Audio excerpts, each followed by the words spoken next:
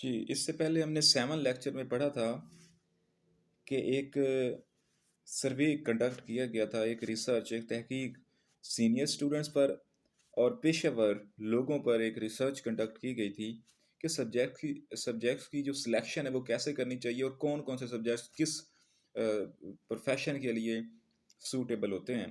तो पैराग्राफ 8 के अंदर वो चीज़ें एक्सप्लेन कर रहा है कि फ़लाँ डिग्री करनी है तो उसके लिए कौन से सब्जेक्ट्स इंटर लेवल से मैट्रिक लेवल से पढ़ने होंगे और फ़लाँ के लिए कौन से, तो ये सारी चीज़ें। जी, तो पैराग्राफ 8, चार्टेड अकाउंटेंसी, सीए, ये बेसिकली एक कॉमर्स की डिग्री होती है। ये जो बैंकिंग की फील्ड है इसके अंदर हिसाब किताब और ये सारी चीज़ें। CA, chartered accountancy, it mean CA undoubtedly, doubt शुबे को कहते हैं, शक को कहते हैं, अनडाउटेडली बिलाशुबा वन ऑफ द टफेस्ट, मुश्किल तरीन and most highly paid professions, यानी मुश्किल तरीन, सबसे मुश्किल और सबसे ज़्यादा सैलरी वाला पेशा है। हाईली पेड, जहाँ पे आपको पे ज़्यादा मिलती है।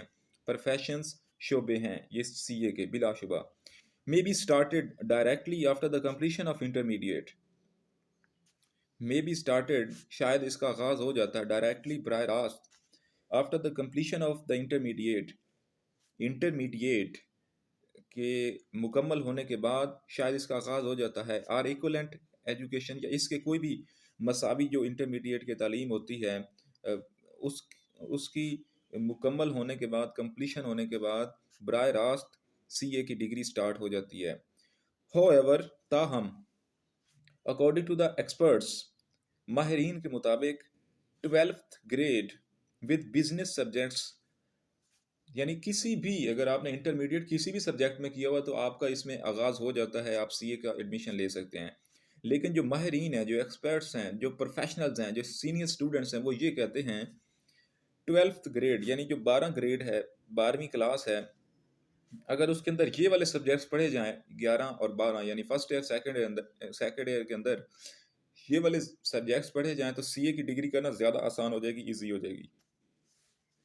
12th grade with business subjects, कारोबारी मजामीन के साथ, लाइक अकाउंटेंसी, अगर आपने अकाउंटिंग पढ़ी है, बिजनेस स्टैट्स, कारोबारी शुमारियात स्टडी की है, बिजनेस स्टैट, कारोबारी स्टैट, ये शुमारियात, कमर्शियल जियोग्राफी, कमर्शियल यानी जो तिजारती, तिजारती जियोग्राफी का मतलब है जी जोग्राफिया। अगर आपने कमर्शियल जोग्राफिया स्टडी किया है, इस तरह के मज़ामीन जो कि बेसिकली बिजनेस के हैं, तो आपके लिए सीए करना इजी हो जाएगा।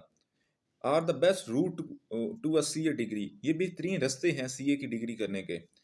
As it helps build concepts, क्योंकि ये मदद करते हैं आपके बुनियादी जो कॉन्सेप्ट्स हैं उनको बिल्ड करने के लिए, उनको डिवेल्प करने के लिए।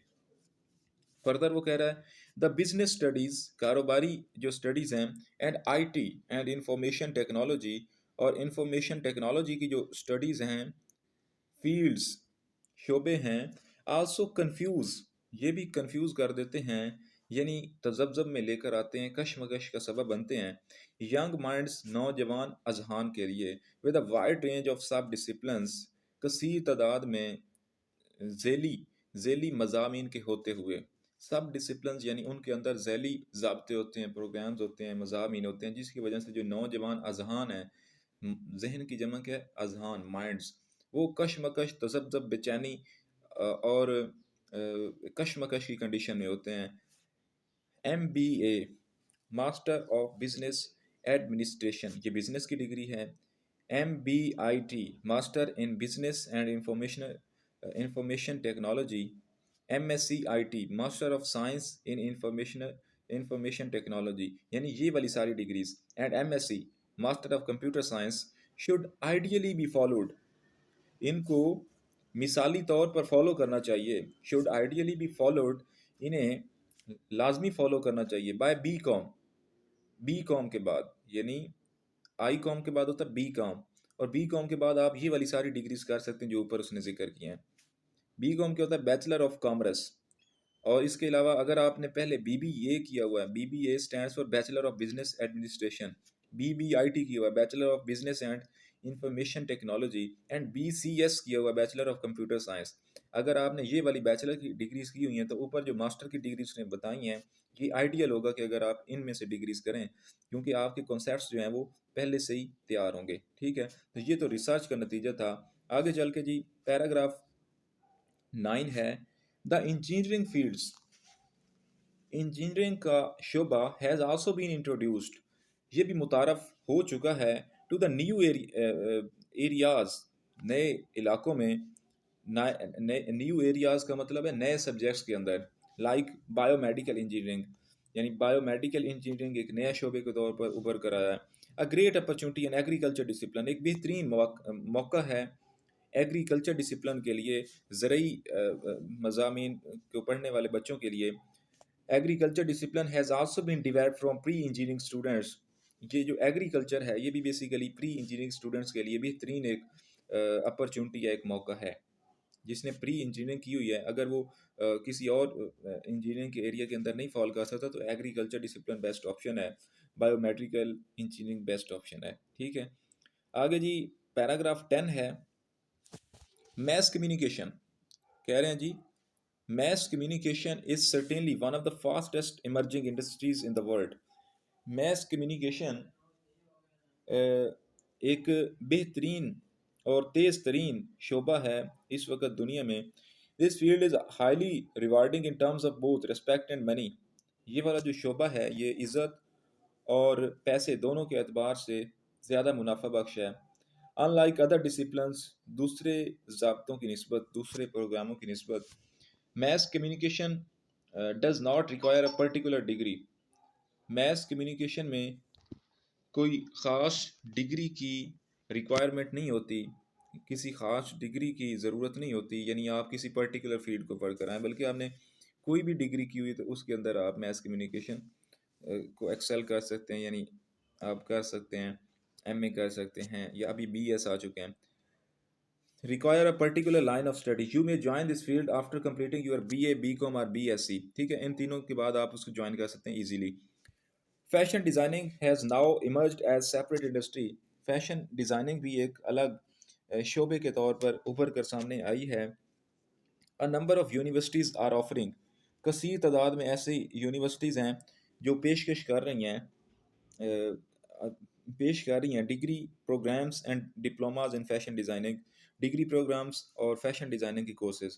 यानी यहाँ पे आप देख सकते हैं कि जो पुराने दौर के अंदर पायलट, इंजीनियर, डॉक्टर बनने के ख्वाब होते थे और वही डिग्रीज घूमती रहती थी, अब नॉन ट्रेडिशनल कैरियर्स कितने आपके पास आ चुके हैं। ये फैशन डिज़ाइनिंग है, मैस कम्युनिकेशन है, आईटी के अंदर, और आप लाखों करोड़ों रुपए कमा सकते हैं घर बैठ कर सुकून से। डॉक्टर, पायलट, इंजीनियर को कितने धक्के और कितनी टेंशन, वो सारी चीज़ें करनी पड़ती हैं। तो ये बच्चे जो 10th क्लास में, 9th क्लास में या इस लेवल पर होते हैं इंटर को, उनको काउंसलिंग के लिए उन्होंने ये यूनिट दिया ताकि उन्हें पता चले और भी बहुत सारे डिसिप्लिन हैं, और इस पर क्लास के अंदर एक प्रॉपर बच्चों की सिलेक्शन और वो सारा प्रोसीजर भी किया जा सकता है, जिससे बच्चों को फर्दर गाइड किया जाए कि उन्होंने क्या पढ़ना है। इसी चैप्टर की मदद से टीचर को मौका मिल जाएगा कि वो बच्चों के साथ इस मौजू पर गुफ्तगू कर सके, जो कि बहुत अहम चीज़ है। आगे बॉक्स में क्वेश्चन है, which of these professions have interested you the most and why, यानी आप कौन से शोबों के अंदर दिलचस्पी रखते हैं ये सारे पढ़ने के बाद। The professions of CA and MBA IT have interested me most, CA और MBA IT के अंदर मैं बहुत ज़्यादा दिलचस्पी का मुजाहरा कर रहा हूँ, because these are highly respected and paid professions, और चूँकि ये बहुत ज़्यादा रिस्पेक्टेड हैं और हाईली पेड हैं, इसलिए further I have special aptitude for these disciplines, और मेरा एक ख़ास एप्टीट्यूड भी है, रुझान भी है इन डिसिप्लिन्स की तरफ। पैराग्राफ 10 है, last paragraph, so before deciding on any career, इसलिए किसी भी कैरियर को डिसाइड करने से पहले, उस पर फैसला करने से पहले, make sure that you do not earn only money, ये फैसला करें, इस बात को यकीनी बनाएं कि आपने सिर्फ रकम नहीं हासिल करनी फ्रॉम योर कैरियर, अपने पेशे से, but also mental peace and satisfaction, बल्कि ज़हनी सुकून और इत्मीनान भी आपने हासिल करना है। It is the only way, ये वो वाहिद तरीका है, to lead a hassle free professional life, एक मुश्किलात से, एक परेशानियों से खाली या परेशानियों से बरी एक पेशा वराना बेहतरीन ज़िंदगी गुजारने का बेहतरीन तरीका है कि आप अपनी चॉइस, अपने इंटरेस्ट, अपनी मार्केट की डिमांड और उसकी सैलरी, उसकी रिस्पेक्ट, उन सारी चीज़ों को ज़हन में रखें और उसके बाद आप डिसाइड करें अपने एप्टीट्यूड के अकॉर्डिंग। फिर आपकी ज़िंदगी के अंदर कभी भी हैज़ल नहीं आएगी, मुश्किलात, मसाइब, चैलेंजेस नहीं आएंगे। इसका थीम थोड़ा-सा रिव्यू करते हैं, उसके बाद lecture end. Choosing a career is an involve process. एक कैरियर का इंतखाब एक इन्वॉल्व, उसके अंदर घुसना पड़ता है, एक ऐसा अमल है that is based on a number of things, जो बहुत सारी चीज़ों पर मुनहसर होता है, इंक्लूडिंग योर इंटरेस्ट, आपका शौक, स्किल्स, आपकी महारत, वर्क रिलेटेड वैल्यूज़ और आपकी काम से मुतलका वैल्यूज़ एंड पर्सनैलिटी, और आपकी शख्सियत कैसी है। One of the most important decision you will make in your life time, सबसे अहम एक डिसीजन, फैसला जो आपने अपनी ज़िंदगी के अंदर लेना होता है, is determining what you want to be. ये वो अहम फैसला होता है कि आप क्या बनना चाहते हैं। व्हेन यू ग्रो अप, जब आप ग्रो हो रहे होते हैं, जवान हो रहे होते हैं, बड़े हो रहे होते हैं, so spend some time reaching to decide, इसलिए कुछ वक्त इस पर सर्व करो, ऐਵੇਂ ही मुंह उठा के ना चले जाओ किसी शोबे में।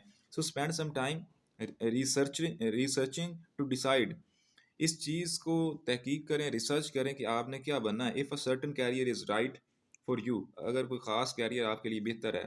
बिफोर मेकिंग अ कमिटमेंट, एक हतमी फ़ैसला करने से पहले उसकी अहमियत का अंदाज़ा लगाएं, इस पर टाइम सर्व करें, फोकस करें। तो ये था जी इस यूनिट का मुकम्मल ट्रांसलेशन और इसका थीम वगैरह। एक्सरसाइज हम नेक्स्ट लेक्चर में देखेंगे। थैंक्स।